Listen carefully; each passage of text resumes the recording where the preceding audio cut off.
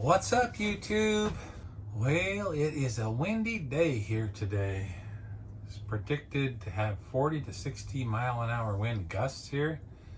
And yeah, probably not too much fun going outside and doing a lot outside today.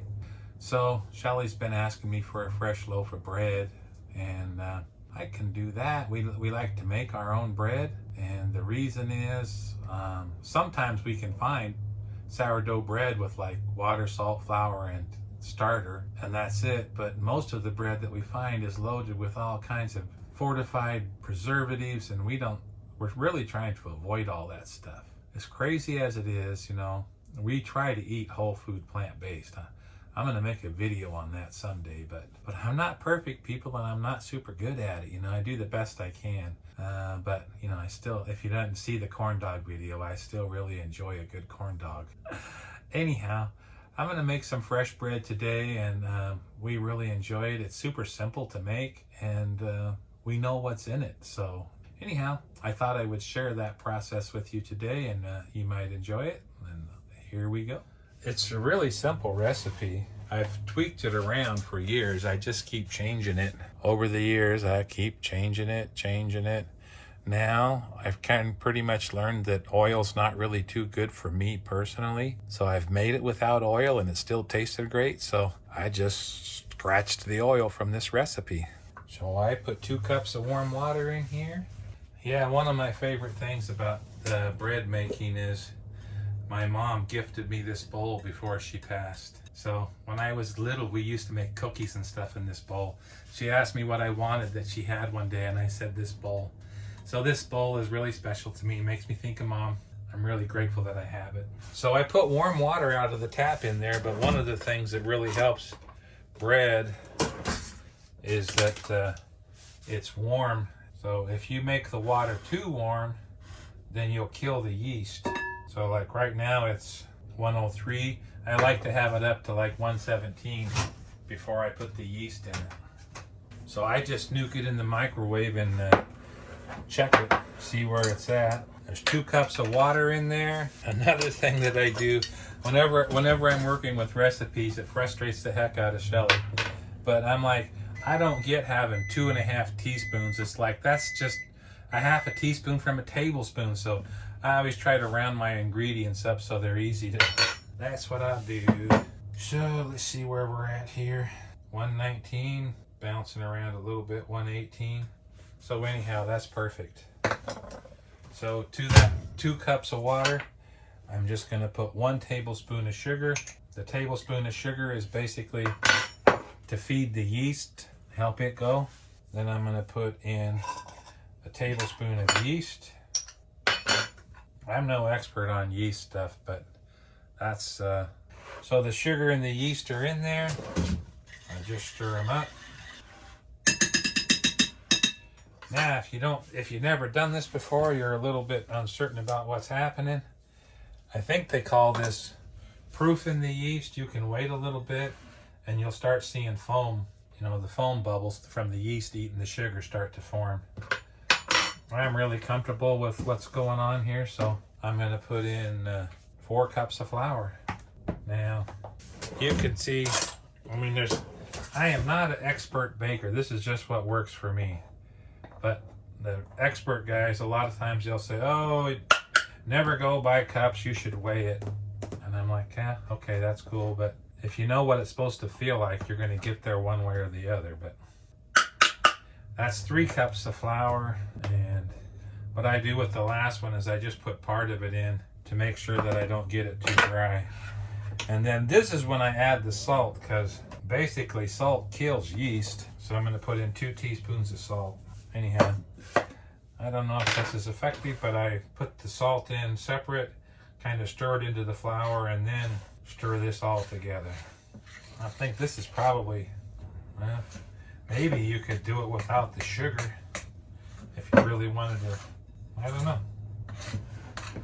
But by keeping it short, not adding this till the end, we can get this all mixed up good. Like this.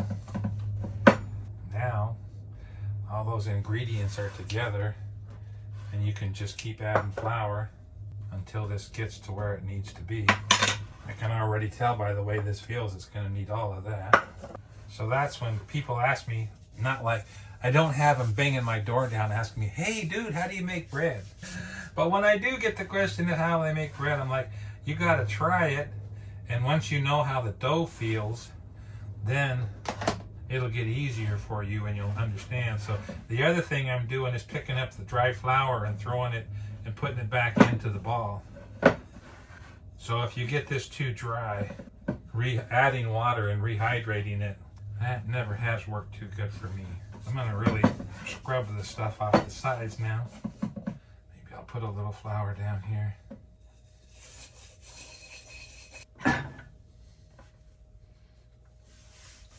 Professional bread bakers are probably, oh my gosh, what is this guy doing? But hey, I'll tell you what, this is going to make us 2 loaves of bread and they'll be good. So my mom taught my dad how to make bread before she passed. Dad got really good making mom's bread, but he really kneaded it a lot. And me, basically, I'm going to let the yeast do its thing. I can get this into a ball like that. I'm just going to put a little bit of olive oil in here so that this is easier to get out when it comes time.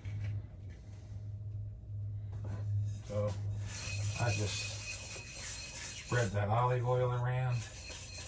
I don't care about the flour stuck on there. I got to clean the bowl later anyhow, so what does it really matter? Now all I got to do is put this in there, cover this up with some cellophane and let it rise, and then we'll go from there. I never remember I have the big cutting board I could have put on here and it was easier to clean up. I remembered I got this dough scraper at the tent sale a couple weeks ago. But I really don't want to use it on this countertop like that. That's why I would have wished I would have put my other cutting board on there. I'll do all the work on this thing and then I don't have to worry about scraping up the countertop.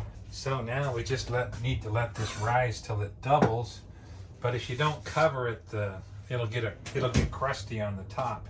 If somebody out there can tell me why this is labeled cling wrap, but it don't cling to nothing, I'm like, it's hard to get out of the box too. But I'm like, it don't cling. What the heck is up with that? It's been driving me crazy. Somebody tell me, why won't that stuff cling? I got my own solution. There's got to be an easier way because this is kind of tricky too. Can't get it on there. Called cling wrap. That's the last thing it does. It don't cling at all. Look at that. To use a rubber band to hold it on there. Needs to be in a warm place to proof. I'm just going to set it over here and use the warmth of the sun to help it raise up. Yeah, that baby will get nice and warm there in the sun.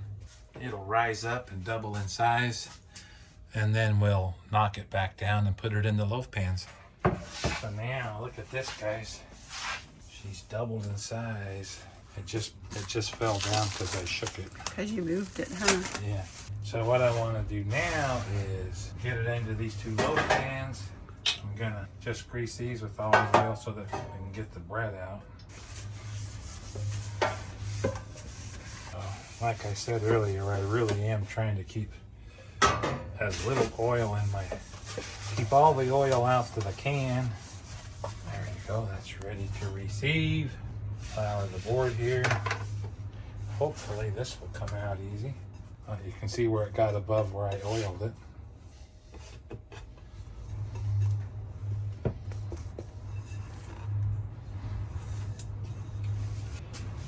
Okay.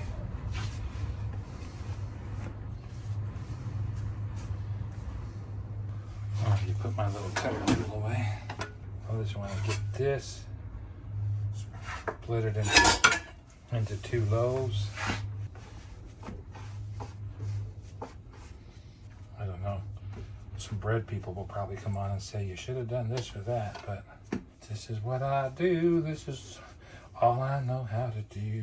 So I just get that like that, and then it's a little sticky.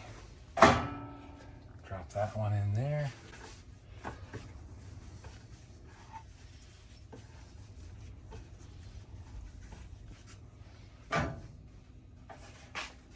Now I'm going to cover these guys up and let them rise again, and then they'll be ready to go in the oven. And I'm having to use these rubber bands, people, to hold this stuff on. So I recycled the first one over there. I got this one over here. I'm gonna set them back over here in the warm, sunny area and let them do, I guess it's called the second rise. I don't know. They'll rise up there and then I'll be ready to go in the oven. We are on track. It's looking good. So looky here, guys. It's doubled up in size again. Now I want to be gentle so I don't make them fall. I don't know how touchy this is, but I'm always kind of careful with it. That one came up so far it hit the cellophane. There we go. Now you have to be very, very careful. Got the oven turned on to 400. Oh, you left the skillet in there? Yeah, I left it in there on purpose. The skillet and my baking stone are in there. They act as heat sinks to help equalize the small oven for temperature. So I put them in this oven at 425, but that's going to be individual to everybody's oven. And these will take about 20 minutes. Yeah, mine takes between 20 to 30 minutes. And I think I'm going to double check before I take them out. But if I use my thermometer, I can get the doneness of them. I think bread's done at about 194, but I'm going to go double check that. So we'll see how these come out. Keep your fingers crossed what you got. Well, it's been in here about 25 minutes now. And it looks good. Let's see. Oh, 192. This one takes a little bit. That's definitely done because it said 190 was the done situation. So these are definitely Those done. are coming out. Oh, guys, I wish you could smell the bus. Oh, Fresh bread always smells really good. it does. So I don't know, but I always try to, I take them out of the pan right away so that they can cool. Woo! That one a little bit farther than. Yeah, a little bit more crunchier on the side. Huh? Could have rotated them partway through. Yeah. Now there's only one other time I use the oil. So my mom used to take butter. Just put a little bit of olive oil on these guys so that the crust doesn't get all dry and khaki. There we go. There's your non-professional chef homemade bread right there, baby. This is going to be so good with some homemade hummus. Oh, yes. Well, we'll just let them cool off and you can taste test them in a bit. Okay, guys, this has had a little while to cool. Let's cut into it and see what we got here. I think I went a little bit long on baking it this time, but that's what happens with my homemade bread. Sometimes it's one way, sometimes it's another. What do you think? Feels good. It's got spongy. You know, how do you test bread? You taste it. Well, I'm going to taste it with nothing first. That's good. You can put your stuff on. I just eat it like that. But you want a piece from in here? I like the crust. Homemade hummus. A little bit of balsamic glaze.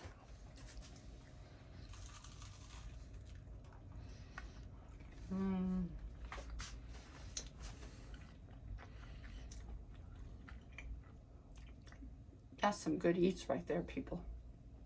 Good eats. That's really good. I've been missing bread. I asked Randy to make us some bread this morning, ma'am. Yep, I'm going to enjoy this. All right. All right. You guys, this is so good. I'm going to eat the other half that I just cut off, man. This is about gone. Have me the other half. I'm going to enjoy. Yeah, Shelley eats one slice of bread. I eat half a loaf. That's why we don't have bread around all the time. Yeah. But, you know, I'm really grateful that we've got what we need to make our own bread, and that you're willing to make it for me. We don't have all those preservatives and everything. Even though bread's not the healthiest thing, at least I feel like I cut out the oil, and by having to make it by hand, we don't have as much as often. So that works for me. I don't know what'll work for you guys. You're on your own. You got to figure it out for yourself. So anyway. Well, anyhow, that's what we've done. I hope it inspires you, or at least gives you a chuckle. You can put in the comments what you think I did wrong, or what you think you could do another way. That'd be awesome. Anyhow, hope you guys have lots of homemade bread in your life. and lots of condiments to put on it. Hummus, Shelley's hummus, balsamic vinegar. Yeah, I love it. I'm in my happy place right here, guys. Anyhow, this will last a couple days, maybe a week. Hopefully, I'll hide it away from him. So. I am a compulsive eater, so yeah.